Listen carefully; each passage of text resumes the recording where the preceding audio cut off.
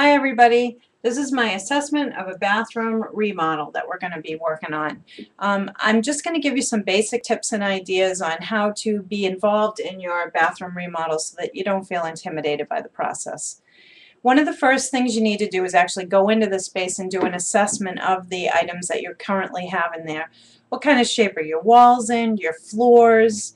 Do you need to do any kind of major repairs because of water damage? You want to take a look at all of these things. If there's not a lot of damage in that bathroom and it's really an update or a remodel, a simple one, there's a few things that you can do and be effective in this process. One of the first things you want to do is get some graph paper, and here I've actually just done a really brief layout of a bathroom. The things that you really want to note are where are the drain locations on your tub, your shower unit, and you also want to locate where the drains are for your vanity and for your toilet as well. Now this is important because it's going to make it easier when you do this revamp in the bathroom.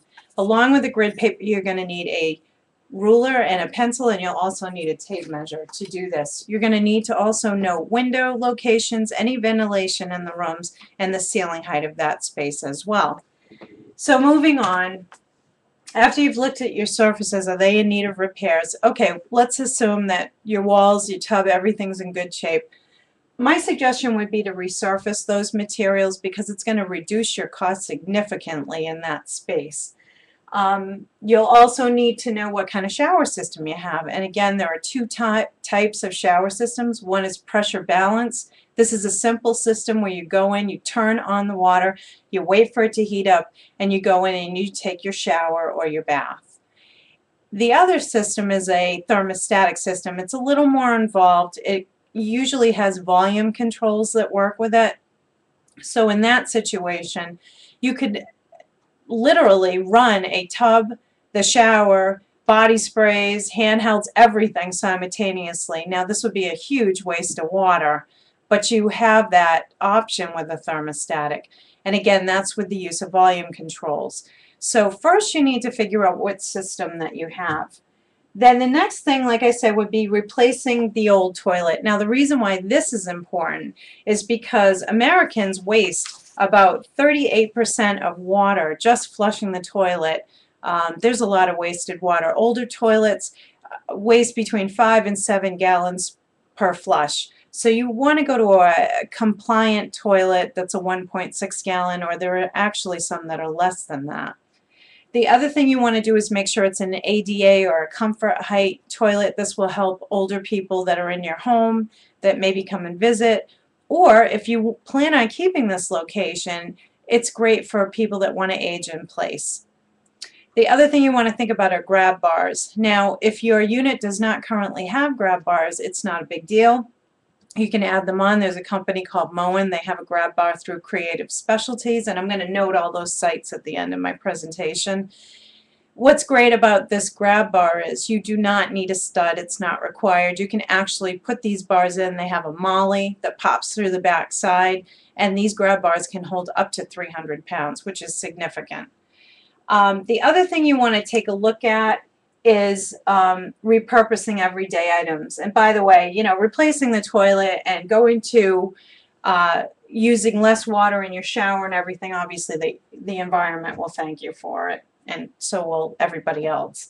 Repurposing everyday items. Now, some of the things I do, well, one of the things I found was important was old chalkboards that come out of old schools. You know, you never know what people do with this stuff, but they actually can repurpose these, and they can cut them and use them for flooring in bathrooms, which I think is amazing.